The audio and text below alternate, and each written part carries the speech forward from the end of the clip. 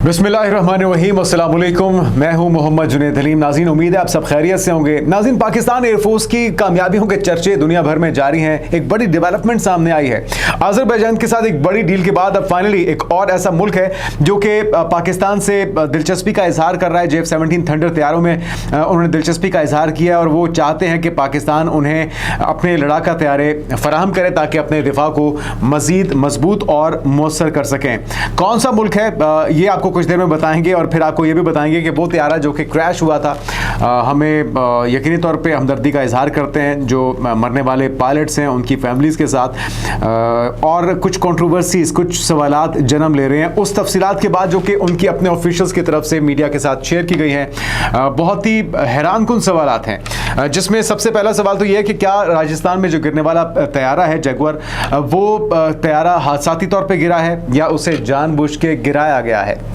हम ऐसा क्यों कह रहे हैं, ये हम नहीं कह रहे, बल्कि जो सवालात सोशल मीडिया पे इस वक्त उठाए जा रहे हैं, जो पूछे जा रहे हैं, ये वो सवालात हैं। दूसरा बड़ा सवाल ये है कि जगुआर तैयारा एक सीटर था, लेकिन जो मरने वाले पायलट्स हैं जिनके बारे में तफसीलात सामने आ रही हैं वो 2 पायलट्स हैं। ये अनहोनी कैसे हो गई है। और फिर जो तीसरा सवाल आ रहा है वो ये कि क्या भारत पाकिस्तान के खिलाफ होने वाली जंग के अंदर जो उनके मरने वाले राफेल के पायलट्स हैं उन्हें इस हादसे के अंदर एडजस्ट करने की कोशिश तो नहीं की जा रही। और साथ में शिवांगी सिंह जो कि मिसिंग पायलट है, जिससे मुतालिक अभी तक ऑफिशियल इंडियन एयरफोर्स का कोई मौक़िफ़ सामने नहीं आया, इंडियन गवर्नमेंट का कोई सामने सवाल नहीं आया या तफसीलात नहीं आई। उनकी फैमिली भी सवाल पूछ रही है कि उनकी बेटी कहाँ पर है। एक बार फिर से उनके ज़ख्म ताज़ा हो चुके हैं। तो ये सारी कंट्रोवर्सी क्या है, ये भी तफसीलात आपके सामने शेयर करते हैं और फिर आपको बताएंगे कि नाज़रीन, ईरान के एक सीनियर आला ओहदेदार हैं जिनकी तरफ से सुपर पावर के सदर को यानी कि डोनाल्ड ट्रंप को जान से मारने की धमकी दी गई है।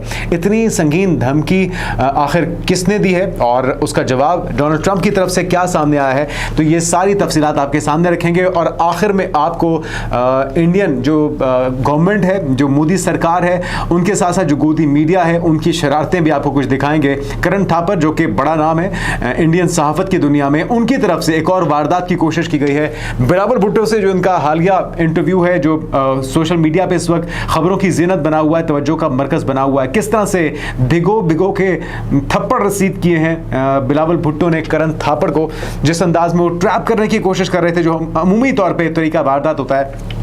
तो ये सारी तफसीलात कुछ झलकियाँ में दिखाएंगे आपको उस इंटरव्यू की। सारी तफसीलात आपसे कुछ ही देर में आपके साथ शेयर करने वाले हैं हम। लेकिन पहली जो धमाकेदार खबर है, आपके इल्म है कि ज़हीर बाबर सिद्धू जो कि पाकिस्तान एयर चीफ हैं और बहुत ही ज़्यादा मसरूफ़ उनका ये पूरा जो महीना गुजरा है, जिसके अंदर सबसे पहले तो पाकिस्तान और भारत के मार्के के बाद जो कामयाबियों का सिलसिला था, जो मुख्तलिफ ममालिक की तरफ से दिलचस्पी का इजहार किया जा रहा है कि जो आपने शानदार कामयाबी हासिल की है, जो आपकी एक्सपर्टीज़ है, कुछ हमें भी उससे इस्तेफादा करने दीजिए, हमें भी सिखाइए वो कैपेबिलिटीज़, वो सलाहियतें, वो एक्सपर्टीज़। तो जिसमें सबसे पहले तो पहल की थी साउथ अफ्रीका ने, दिलचस्पी का इजहार किया था पाकिस्तान एयरफोर्स से सीखने का। उसके बाद फिर आपको पता है कि ज़हीर बाबर सिद्धू गए थे वाशिंगटन के दौरे पर, जहाँ पे आला अमरीकी ओहदेदारों से उनकी मुलाकातें हुई हैं पैदर पे, जिसमें अमरीकी एयरफोर्स के ओहदेदार थे, जिसमें उनके अहम जो वाइट हाउस के अंदर दीगर ओहदेदार थे, जो ओवल ऑफिस में उनकी मुलाकातें हुई थी, वो अपनी जगह मौजूद हैं। जैसे ही वो वापस आए हैं, पीपल्स लिबरेशन एयरफोर्स के जो चीफ हैं, चाइनीज़ एयर चीफ, वो मिलने के लिए आए और पाकिस्तान की ना सिर्फ तारीफ़ों के वो मोतरफ थे, जिस तरह से पाकिस्तान ने पिटाई की है भारतीय एयरफोर्स की, साथ में उन्होंने सीखने में दिलचस्पी का इजहार किया। ये बहुत हैरान कुन खबर थी जो कि खबरों की ज़ीनत बनी है। मामला ये भी नहीं रुका, उससे अगले दिन मुलाकात हुई उनकी टर्की फॉरेन मिनिस्टर से। तो ये एक बहुत ही मसरूफ़ महीना गुजरा है पूरा। पाकिस्तान की जो एयरफोर्स की कैपेबिलिटीज़ थी, पूरी दुनिया उसकी मोतरफ है और वो चीज़ें जो ढकी छुपी थी अभी तक, वो खुलकर सामने आ रही हैं। क्योंकि पाकिस्तान एयरफोर्स नाज़रीन दुनिया की वो वाहिद एयरफोर्स है जो कि अपने फाइटर जेट्स खुद ही तैयार करती है। और अब आज़रबाईजान के बाद बांग्लादेश नाज़रीन वो दूसरा मुल्क है जो कि JF-17 खरीदने में दिलचस्पी का इजहार कर चुका है और इरादा रखता है।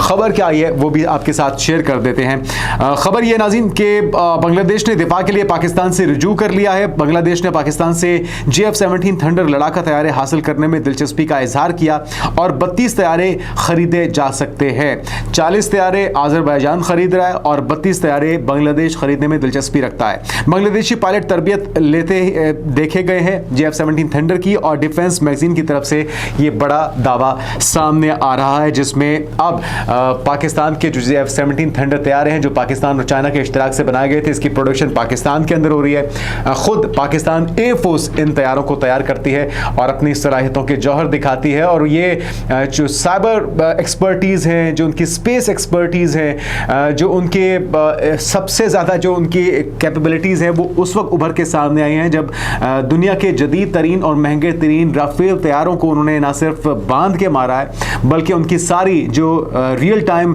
कन्वर्सेशन थी, जो उनकी प्लानिंग थी, वो सारी एक एक पल की खबर जो थी वो पाकिस्तान एयरफोर्स के पास मौजूद थी, जिसको देखते हुए पाकिस्तान ने इस जंग में सबकत हासिल की है।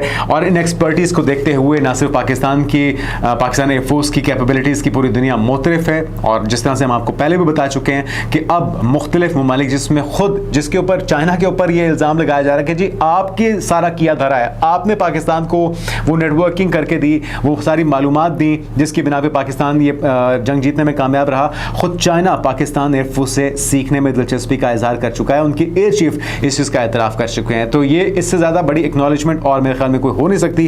और अब अज़रबैजान के बाद बांग्लादेश वो दूसरा मुल्क है जो कि F-17 थंडर तैयारे खरीदने जा रहा है अपने दिफा को मजबूत बनाने के लिए। तो एक बड़ी खबर सामने आई ऊपर के, हम आपके साथ शेयर कर लेते हैं। अब आते हैं नाज़रीन उस तैयारे के हादसे की तरफ जो कि गुज़श्ता रोज़ राजस्थान के चूरू के इलाके में पेश आया। उनकी जो मशकें जारी थी वहाँ पे और ट्रेनिंग की परवाज़ थी, ये तरबियती परवाज़ थी, जिसके दौरान ये जैगुआर तैयारा गिर के तबाह हुआ। हमने आपको बताया था कि मार्च से लेकर यानी कि 3 महीनों के अंदर अंदर ये तीसरा हादसा है जैगुआर तैयारे का। लेकिन जो सवालात उभर के सामने आए हैं वो बहुत ही हैरानकुन है।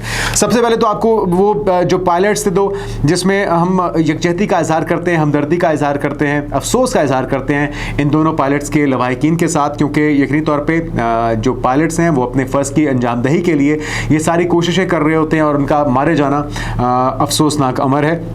स्क्वाड्रन लीडर सुखिंदर सिंह है, फ्लाइट लेफ्टिनेंट ऋषि राज सिंह हैं। लेकिन बात यहाँ पर रुकती नहीं है। जो सवालात उठ रहे हैं वो ये कि राजस्थान में जो तैयारा हुआ है ये जानबूझ के इसे गिराया गया है या ये हादसा था, इस पर लोग जानना चाहते हैं। सोशल मीडिया पे डिबेट चल रही है और इसके साथ साथ ये भी सवाल हो रहा है कि जैगुआर तैयारे में राफेल का पायलट क्या कर रहा था। वो कहते हैं कि राफेल का पायलट जैगुआर तैयारे में, क्योंकि जो दूसरा पायलट है जिसका नाम बताया मैंने आपको, फ्लाइट लेफ्टिनेंट ऋषि राज सिंह, ये था राफेल तैयारे का पायलट, लेकिन इसका नाम शामिल कर दिया गया है जैगुआर तैयारे के हादसे के अंदर। तो इस पे सवालात उठ रहे हैं कि ये वहां पर क्या कर रहा था।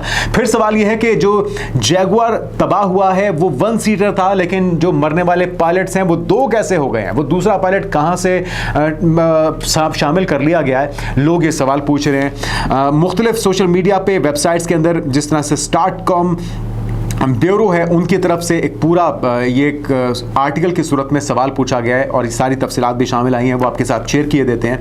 खबर क्या सामने आई है, फौजी मामलात पर गहरी नजर रखने वाले सोशल मीडिया अकाउंट दी स्ट्रेटकॉम ब्यूरो के मुताबिक भारतीय फिजाया के जगुआर क्रैश के बारे में कुछ ना कुछ काफी मशकूक लग रहा है। भारतीय मकामी मीडिया ने सबसे पहले रिपोर्ट किया कि इस क्रैश में एक पायलट हलाक हुआ और जमीन पर मौजूद एक आम शहरी भी जान से गया।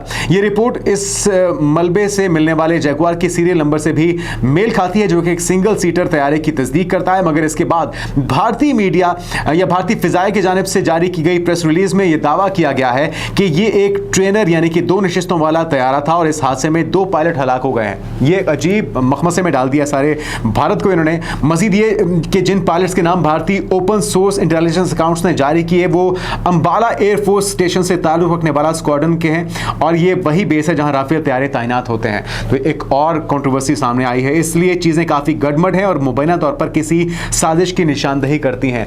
मुमकिना जो इस वक्त चीज है, एक और भी आपके सामने रख देते हैं तशवीश की बात कि जो शिवांगी सिंह है जो कि मिसिंग पायलट है, शुरू में खबरें आई कि पाकिस्तान ने उसे अरेस्ट कर लिया है उसका तैयारा गिराने के बाद, फिर इसके डिनाइल आते रहे, पुरानी वीडियोस चला के उसे मंसूब किया जाता रहा। उसकी फैमिली भी सवाल पूछ रही है कि ये सारा जो मुद्दा है क्या उनकी बेटी को भी इसी तरह किसी तैयारे हादसे के अंदर शामिल कर लिया जाएगा, उनकी बेटी कहाँ पर है, वो खैरियत से है नहीं है, उसका स्टेटस क्या है। अभी तक मोदी सरकार, इंडियन एयरफोर्स उससे मुतल्लिक तफसीलात बताने से गुरेजा हैं। अच्छा जी, अब इस सारे सवालों के जवाब देना इंडियन एयरफोर्स का काम है, क्योंकि अब मुद्दा यह है कि उनके पायलट्स मरे हैं ज्यादा, अब उनको एहसासात भी देने हैं, उनकी फैमिलीज की तरफ से प्रेशर बहुत ज्यादा है, इंडियन मीडिया का प्रेशर बहुत ज्यादा है। तो अब वो इस तरह के हादसात के जरिए अपने पाकिस्तान से होने वाली जो जंग थी, जो मार्का था, उसके अंदर जो उनके मरने वाले राफेल के पायलट्स थे या दीगर जो उनके तैयारों के अंदर मरने वाले पायलट्स थे, उनको अकोमोडेट तो करना है, उनको एजाज देने हैं, लेकिन किस तरीके से किया जाए अब मुमकिन तौर पे हो सकता है एक जो पॉसिबिलिटी है वो ये भी है कि ये खुद से अपने ट्रेनिंग के जरिए तैयारों को क्रैश कर रहे हैं, उनके अंदर तकनीकी खराबियां पैदा करते हुए, और अब इन मरने वाले पायलट्स के अंदर उन पायलट्स को भी शामिल किया जा रहा है ताकि गड़बड़ करके सच और झूठ को मिलाते हुए इन हादसात के अंदर उन पायलट्स को जिनको ये एजाज़ात नहीं दे सके हैं, उनकी फैमिलीज़ के प्रेशर को ज़ायल किया जाए और इनको अकोमोडेट किया जाए। तो ये कंट्रोवर्सी सामने आ चुकी है, लोग बेवकूफ़ नहीं है, लोग सवाल पूछ रहे हैं, जवाब देना यकीनी तौर पे इंडियन एयरफोर्स का और मोदी सरकार का काम है। लोग आपकी जान नहीं छोड़ेंगे जब तक आप हक़ाइक़ आवाम को नहीं बताएंगे। आगे बढ़ते हैं नाज़रीन और बात करते हैं उस बड़ी धमकी की जो कि ईरान की तरफ से सामने आई है डोनाल्ड ट्रंप को। कहते हैं कि जी डोनाल्ड ट्रंप को पता नहीं लगेगा कि हम उसे सनबाथ लेते हुए अपने ड्रोन के जरिए निशाना बना लें। ये दावा एक बड़े ओहदेदार की तरफ से आया है। किसकी तरफ से आया है, तफसीलात आपके साथ शेयर किए देते हैं। इंडिया टुडे की तरफ से भी रिपोर्ट किया जा रहा है और खबर यह है कि Trump may be hit by drone while sunbathing, Iran hints at assassination plot. वो कह रहे हैं कि जी हमने आपके कत्ल की मंसूबाबंदी कर ली है और आपको किसी भी टाइम निशाना बनाया जा सकता है। ईरान का साबिक आला ओहदेदार डोनाल्ड ट्रंप को धमकी, ईरानी ओहदेदार की संगीन धमकी ये सामने आई है। ईरान के सुप्रीम लीडर के साबिक मुशीर मोहम्मद जवाद लारिजानी ने यह दावा किया है, क्या दावा है वो भी सुन लीजिए, कि डोनाल्ड ट्रंप को मारे लागों में सनबाथ लेते हुए हदफ बनाया जा सकता है। ये आबाई इलाका है डोनाल्ड ट्रंप का और ईरानी टीवी पर जो उनका बयान सामने आया वो भी सुन लीजिए। ट्रंप ने ऐसी हरकत की है कि अब वो मारे लागों में जो सनबाथ लेते हुए मारे जा सकते हैं। एक छोटा सा ड्रोन आकर उनकी नाव पर लग सकता है, ये बिल्कुल आसान है। वो कहते हैं हमारे लिए कोई बड़ा टारगेट नहीं है, कोई बड़ा हदफ नहीं है। ट्रंप का रद्द अमल क्या है, वो बड़ा ही आपको पता है कि गैर मुतवक्के जवाब देते हैं और चुटकुले भी छोड़ते रहते हैं, तो इसी तरह का उन्होंने जवाब दिया है। इस बयान पर ट्रंप रद्द अमल देते हुए उन्होंने फॉक्स न्यूज़ को गुफ्तगू की और उन्होंने क्या कहा वो भी सुन लीजिए। उन्होंने कहा कि मैंने बचपन के बाद कभी सनबाथ नहीं लिया, ठीक है, उन्होंने हंसी में टाल दिया, यानी उन्होंने इस धमकी को हंसी में उड़ा दिया। और ट्रंप से सनबाथ के बारे में जो सवाल हुआ तो वो भी सुन लीजिए। फॉक्स न्यूज़ के मेज़बान पीटर डोसी ने साबिक सदर डोनाल्ड ट्रंप से पूछा कि आपने आखिरी बार सनबाथ कब लिया था। ट्रंप ने कहा कि बहुत अरसा हो गया, शायद मैं 7 साल का था, मैं ज़्यादा दिलचस्पी नहीं रखता सनबाथिंग में। और साथ पर तबसरा भी किया है डोनाल्ड ट्रंप ने, उन्होंने कहा कि मेरा ख्याल ये एक धमकी है या शायद धमकी नहीं है लेकिन हो भी सकती है। साथ में अगर थोड़ा सा बैकग्राउंड अगर आपको बताएं इस खबर का, ये बयान कासिम सुलेमानी की अमरीकी हमले में हलाकत के बाद ईरान की मुसलसल धमकी आमेज पॉलिसी का तसलसल करार दिया जा रहा है। यानी कि आपको पता ही है कि किस तरह से नेटवर्किंग की गई है, मोसाद की तरफ से जासूसी का नेटवर्क बिछाया गया, अंदर ईरान के अंदर और ड्रोन तैयार किए जाते रहे, उनकी जो मूवमेंट थी भारतीय सॉफ्टवेयर के जरिए, स्टार लिंक के जरिए उसकी सारी मालूमात मोसाद तक पहुंचाई जाती रही और एक बड़ा धचका पहुंचा जिस वक्त उनके फौज के आला उहदेदारों को निशाना बनाया गया। कासिम सुलेमानी को भी इसी तरह से माजी में निशाना बनाया जाता रहा, दीगर कलदम तंजीमों के सरबराहों को निशाना बनाया जाता रहा। अभी हाल ही में पासदारान इनकलाब के जो सीनियर रहनुमा थे उनको भी निशाना बनाया गया। तो ये जो पैदर पे हमले थे उन्होंने बहुत ज़्यादा डैमेज किया, तो उसका जवाब भी हो सकता है और ये हो भी सकता है। बहरहाल डोनाल्ड ट्रंप ने हमेशा तो सदारत की सीट पर नहीं रहना, तो यकीनी तौर पे डोनाल्ड ट्रंप भी ये सोचने पे मजबूर होंगे जिस वक्त वो अमेरिका के सदर नहीं रहेंगे तो क्या उस वक्त भी ये सारी चीज़ें उनका पीछा कर सकती हैं। तो एक बड़ी धमकी की सूरत में ये बयान सामने आया है जावेद लारिजानी की तरफ से, जो कि साबिक सरबरा भी हैं पासदारान इनकलाब के और इसके साथ साथ आला ओहदेदार रह चुके हैं। ईरान के सुप्रीम लीडर के साबिक मुशीर मोहम्मद जावेद लारिजानी की तरफ से डोनाल्ड ट्रंप को यह धमकी दी गई है। अब आते हैं नाज़रीन उस आखिरी खबर की तरफ जो कि सामने आई है। मोदी सरकार हो, उनका गोदी मीडिया हो, हमेशा पाकिस्तान के ऊपर इल्ज़ाम धरना या इल्ज़ाम तराशी, पाकिस्तान को दहशतगर्दी की पनागाह करार देना या उसके एक नर्सरी के तौर पर दुनिया के सामने प्रोपेगेंडा करना, ये इनका पुराना वतीरा है। लेकिन हर बार की तरह करन थापड़ ट्रैप करने की कोशिश कर रहे थे बिलावल भुट्टो को। किस खूबसूरत अंदाज में उन्होंने जवाब जवाब दिया है, ज़रा झलकियाँ देखिए। और फिर जो ऑफ़र किया है बिलावल भुट्टो ने, जो कि इस वक्त सोशल मीडिया पे तवज्जो का मरकज़ है, वायरल हो चुकी है, वो भी आपको बताएंगे कि क्या ऑफ़र किया है। उसके बयान के अंदर भी आप सुन सकते हैं। सुनिए क्या कहना था बिलावल भुट्टो का और किस अंदाज में ट्रैप करने की कोशिश की जा रही थी करण थापड़ की तरफ से। देखिए, I'll get to that. आराम से ब्रीथ करे, आराम से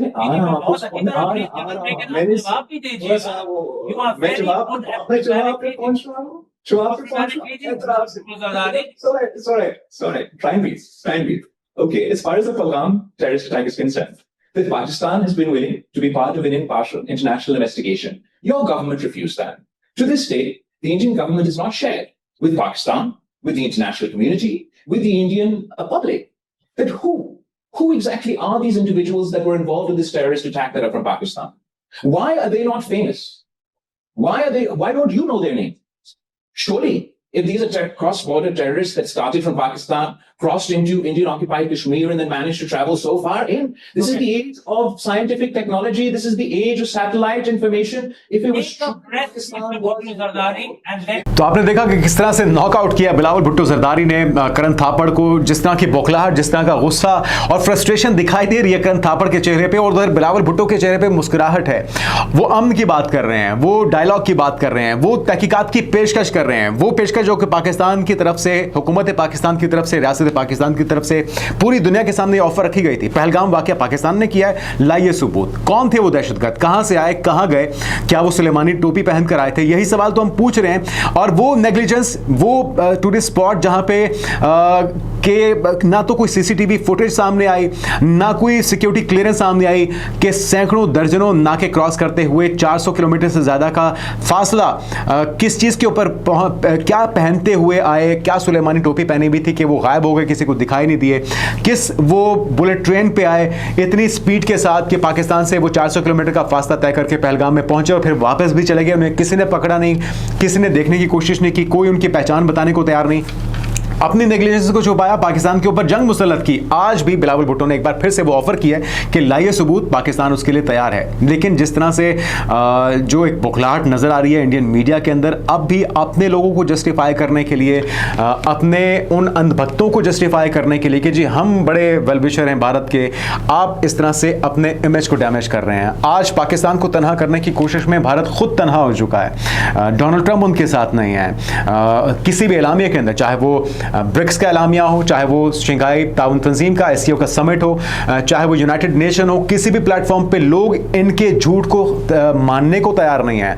आज दुनिया के अंदर ये तन्हा हो चुके हैं और पाकिस्तान के साथ दिन ब दिन पूरी दुनिया की हिमायत इसलिए बढ़ रही है कि पाकिस्तान का मौक़िफ़, पाकिस्तान का बयानिया ठीक था। तो अपने गिरबान में झांकिए, चाहे वो करण थापड़ हो, गोदी मीडिया हो या अंधभक्त हो, मोदी के चाहने वाले हैं, खुद नरेंद्र मोदी हो। अगर इस डगर पे आप चलते रहे तो आने वाले दिनों में आपको और भी तनहाई का सामना करना पड़ेगा। लेकिन बहरहाल पाकिस्तान की तरफ से और बिलावल भुट्टो की तरफ से अपने इस इंटरव्यू के अंदर भी एक बार फिर से पेशकश की गई है। जरूर इस पर तवज्जो दीजिए। अगर सबूत हैं तो लाइए, पाकिस्तान उसके लिए तहकीकात के लिए तैयार है, ताउन के लिए भी तैयार है। आने वाले दिनों की पेशरफ से आपको आगाह करते रहेंगे। अब तक के लिए इतना ही, इजाजत दीजिए। अल्लाह हाफिज़।